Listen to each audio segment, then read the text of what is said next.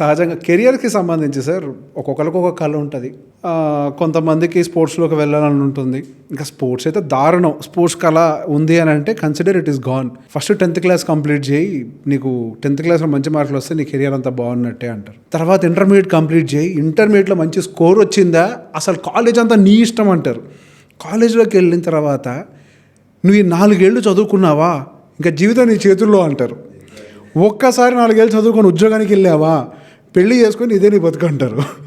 ఈ కెరియర్ని పాపం ఒక పిల్లవాడు ఒకటి అవ్వాలి అని అనుకున్న తర్వాత ఒకళ్ళు ఇద్దరు కాదు, 99.999% ఆఫ్ ద కిడ్స్ వాళ్ళు అనుకుంది చేయట్లేదు. ఇప్పుడు ఉన్న ప్రొఫెషన్లో ఉన్న వాళ్ళు మెజారిటీ ఆఫ్ ద పీపుల్ వాళ్ళు అనుకుంది చేయట్లేదు. డెఫినెట్లీ డబ్బు సంపాదించడం కోసం కేవలం దానికోసమే పనిచేస్తున్నారు. సో ఇప్పుడు ఒకవేళ if you have an opportunity as a father, పిల్లవాడికి వాళ్ళు అనుకున్న దానికి వెళ్ళటానికి ఆప్షన్ ఉంది అని అనుకుంటే మీరు వాళ్ళని అటువైపుగా గైడ్ చేస్తారా, లేకపోతే కెరియర్ బొద్దని భయపడతారా? డెఫినెట్లీ అండి, వెరీ గుడ్ క్వశ్చన్. మా పిల్లోడి వరకు ఎందుకండి, నాది చెప్తున్నా కదండి. నేను ప్రూవ్ చేయడానికి వచ్చానో షిప్పింగ్లోకి అదంతా పక్కన పెడితే, నేను ఎప్పుడైతే డిసైడ్ చేసుకున్నానో మా father is the one who actually supported. ఇంకెవ్వరికి అందరూ నాకు, మా మదర్ భయపడారు, మా రిలేటివ్స్ అందరు. ఏంటంటే మనకి ఆంధ్రాలో సింపుల్ కదండి, ఇప్పుడు ఆంధ్ర తెలంగాణ మనకి సింపుల్ ఏంటంటే ఒక గవర్నమెంట్ జాబ్ రావాలి, లేకపోతే ఒక ఐటీ జాబ్ రావాలి, ఒక ఆఫీస్లో కూర్చోవాలి, పని చేయాలి. Okay, that is what every one wants. And మా ఫ్యామిలీలో అందరూ అంతే ఉండేవాళ్ళు. మా ఫాదర్ ఇంజనీర్ ఉండేవాళ్ళు, మా ఫాదర్ వాళ్ళ బ్రదర్స్ ఒకళ్ళు ప్రొఫెసరు, ఒకళ్ళు డాక్టర్ అంటుండేవాళ్ళు. నేను ఎప్పుడైతే వచ్చి కొత్త ప్రొఫెషన్, నేను వెళ్ళి షిప్లో ఉంటాను, 9 నెలలు ఇంట్లోంచి బయట ఉంటాను, వాటర్ మీద ఉంటాను, ఫోన్ చేయలేను, లెటర్లు రాయలేను అంటే మా మదర్ ఎలా ఉంటావురా అలా, నువ్వు అసలు నీకు తెలియదు ఎలా ఉండాలి, ఎందుకు అలాంటి ప్రొఫెషన్, చిన్న జాబ్ తీసుకొని ఉండొచ్చు, నువ్వు సేఫ్గా ఇక్కడ ఉంటే అక్కడ రిస్క్ ఉంటుంది, ఏమవుతావో తెలియదు అనేది. కానీ అక్కడ నన్ను సపోర్ట్ చేసింది మా ఫాదర్ కాబట్టి ఈరోజు నేను ఇక్కడ ఉన్నా అండి. అదే నేను చెప్తాను. నేను ఇప్పుడు డెఫినెట్లీ మా పిల్లలకు కూడా నేను అదే చెప్పానండి, దాట్ చదువు జాబ్ కోసం చేయొద్దని చెప్తానండి నేను ఎప్పుడు. అంటే మీరు ఏమో ఆశ్చర్యపోవచ్చు ఆ మాట, but it has a deeper meaning అండి. ఎందుకంటే ఈరోజు పిల్లలు చదువు జాబ్ కోసం చేస్తున్నారు.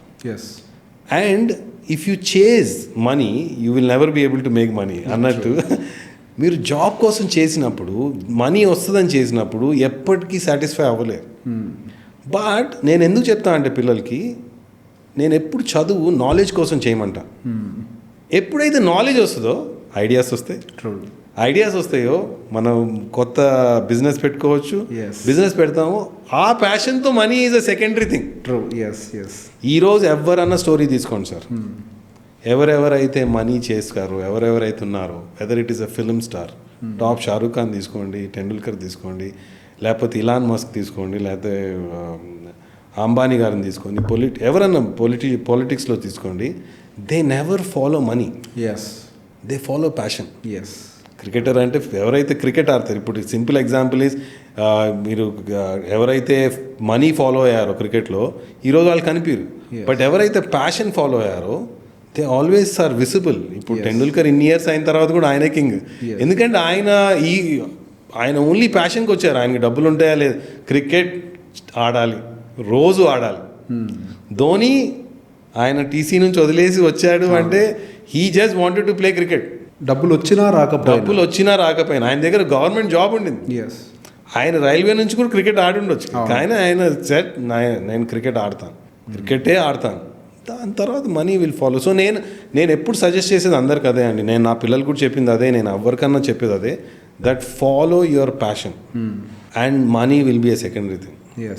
అండ్ బిగ్గెస్ట్ ఛాలెంజ్ ఇంకోటి అండి, నేను ఎప్పుడు ఒక ఎగ్జాంపుల్ చెప్తాను, దట్ బ్లూ ప్రింట్ గురించి. లైక్ మీరు ఎప్పుడైనా ఇల్లు కట్టాలనుకోండి, లెట్స్ సే మీరు బ్యూటిఫుల్ బ్లూ ప్రింట్ వేస్తారు. బ్లూ ప్రింట్ వేసేసి మీరు ఆర్కిటెక్ట్ అన్నారు కదా, so good example. Let's say మీరు ఆర్కిటెక్ట్ కాబట్టి మీరు ఒక డ్రీమ్ హౌస్ ఉంది, ఒక ఫుల్ బ్లూ ప్రింట్ వేసేసారు, దాని తర్వాత ఇంటీరియర్ పెట్టేశారు, దాంట్లో ఇక్కడ ఇది ఉండాలి అది ఉండాలని. Now then you come to me, captain Suraj దగ్గరికి వెళ్దాము, ఆయన పెద్ద కాంట్రాక్టర్ కట్టేస్తాడంటే, నేను అప్పుడు లెట్స్ సే నేను ఒక కాంట్రాక్టర్ అనుకోండి, నా దగ్గరికి వచ్చి ఇదిగోండి ఇది నా బ్లూ ప్రింట్ అండ్ ఇంటీరియర్ కూడా అంతా నేను చేసేసాను, మీరు జస్ట్ కట్టించేయండి ఇలా.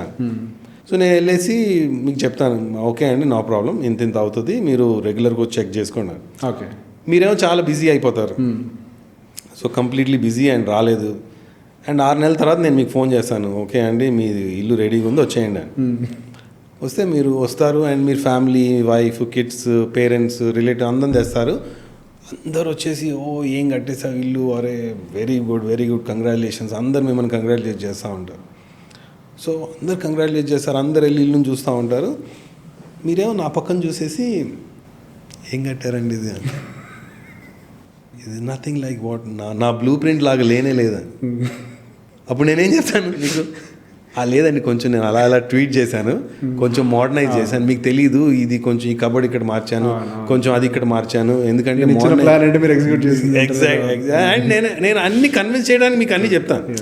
నా మీరేంటంటే, అండ్ దాంతోపాటు నేనేం యాడ్ చేస్తానంటే, చూసారా మీ ఫ్యామిలీ మెంబర్స్ ఎంత హ్యాపీగా ఉన్నారో, మీ ఫ్రెండ్స్ ఎంత అప్రిషియేట్ చేస్తున్నారో, ఇది బాగాలేకపోతే మీరు ఎలా అంటారండి, ఇది బాగుంది కాబట్టి అందరు చేస్తున్నారు, ఇది బెస్ట్, ఎందుకంటే నేను కొంచెం మోడర్నైజ్ చేశాను డిజైన్, మీకు ఇది మీకు ఇది చాలా వర్కౌట్ అవుతుంది చూసుకోండి. సర్లేండి ఫ్యామిలీ మెంబర్స్ చూస్తాము, ఫ్రెండ్స్ని చూస్తాము, అందరు హ్యాపీగా ఉన్నారు అనేసి అగ్రీ అవుతాం. నవ్వు ఆ ఇంట్లో ఉండటం స్టార్ట్ చేస్తారు.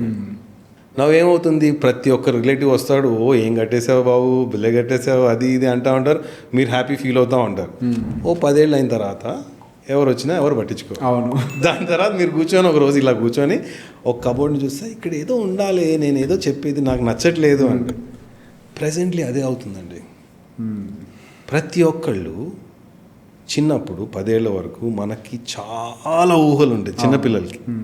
మీరు మీ పిల్లల ఏజ్ ఎంత ఉంటుంది, చిన్నపిల్లల 7 సంవత్సరాలు. ఇప్పుడు మీ పాప ఒక బొమ్మలు పెట్టుకొని ఒక ఆట, క్రియేటివిటీ, వాళ్ళకి ఇమాజినరీ ఫ్రెండ్స్ ఉంటారు, వాళ్ళ టీ పార్టీ అంటారు, వాళ్ళకి జడలు వేస్తుంటారు. They have so much going in there brain, lot of imagination. వాళ్ళ బ్లూ ప్రింట్ అనేది మనకు అర్థం కూడా కాదు.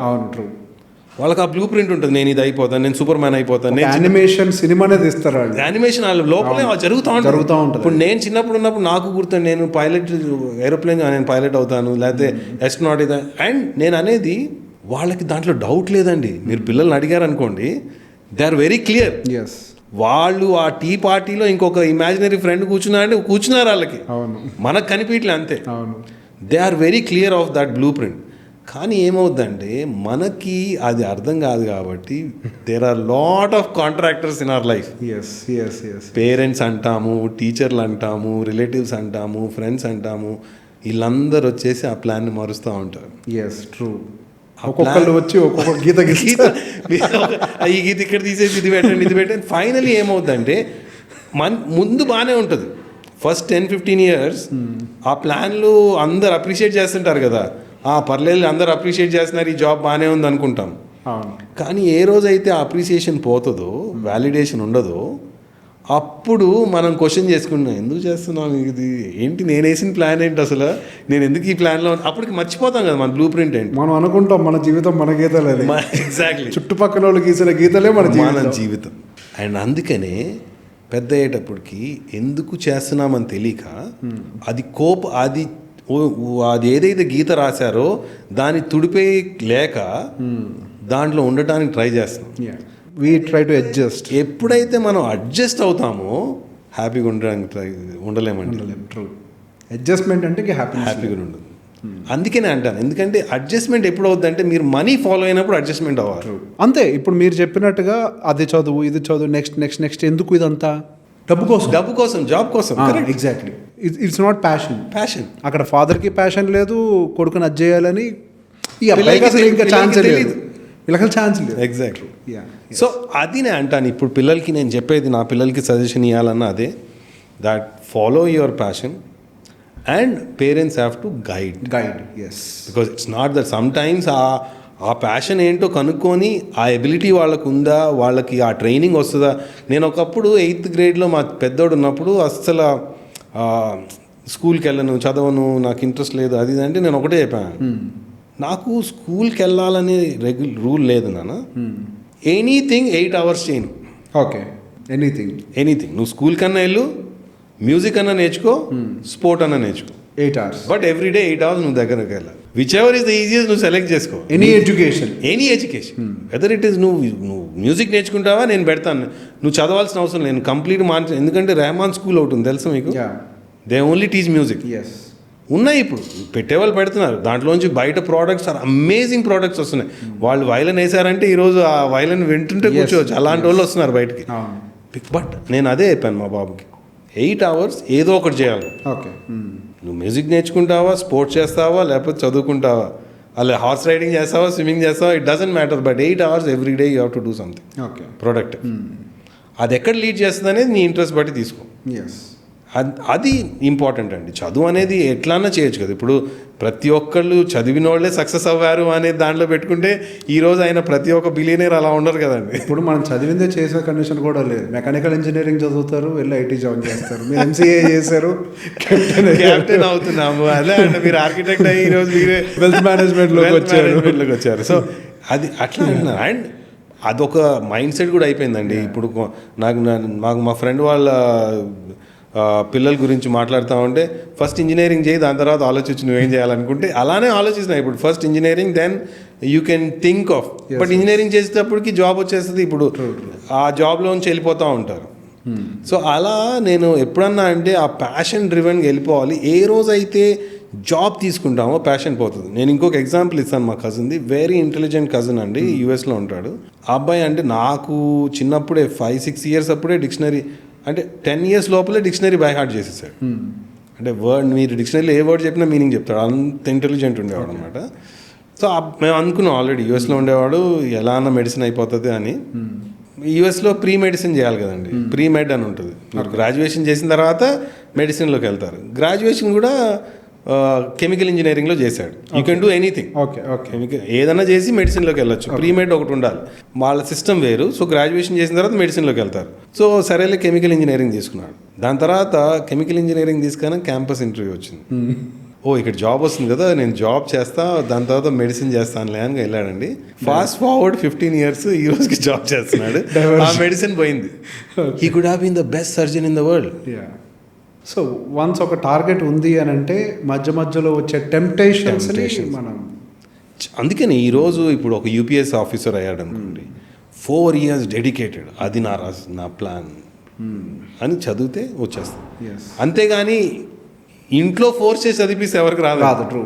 అది రాదు. అట్లా ఎవరైతే అవ్వాలనుకుంటారో, అంటే అది ఎలానే మోటివేషన్ ఉండొచ్చు. కొంతమందికి ఆ 12th ఫెయిల్ అని ఒక మూవీ ఉంది కదా, ఐ సా దాట్ అండ్ నేను అనుకున్నాను నాలాంటిది ఎవరో మూవీ 11th ఫెయిల్ అంటే నా మూవీ అవుతుంది. కానీ 12th fail is a beautiful movie for kids.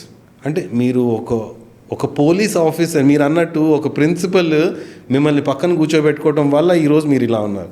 మా ఫాదర్ నన్ను కూర్చొని వాట్ నెక్స్ట్ అనడం వల్ల నేను ఇక్కడ కూర్చోన్నాను. ఆ 12th క్లాస్లో ఆ పోలీస్ వచ్చి ఆయనకి చెప్పడం వల్ల he became a UPS officer. So someone has to guide them. I feel that has to be the parent. Yes. అందుకని ఈరోజు చాలాసార్లు పేరెంట్స్ నాకు ఫోన్ చేసేసి, నా టీనేజ్ బాయ్స్ గర్ల్స్ ఉన్నారండి, కొంచెం కోచ్ చేయండి అంటే, నేను అన్నాను మీతో 2-3 నిమిషాలు మాట్లాడతా అండి మీ ఇద్దరితో అంటే, నేను వెంటనే అవుతాను, మీ పిల్లలతో ఏం ప్రాబ్లం లేదండి, మీకు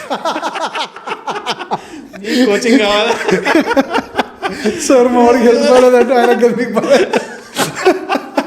సో నేను అలా చెప్తాను, ఫస్ట్ మీరు కోచింగ్ తీసుకోండి, దాని తర్వాత మీకు ఇంట్లో మాట్లాడతాను. బికాజ్ మీకే అర్థం కానప్పుడు నేను, అందుకనే అండి ఈరోజు మా వైఫ్ ఇది స్కూల్ నడిపిస్తూ ఉంటుంది దాంట్లో నెల్లూరులో.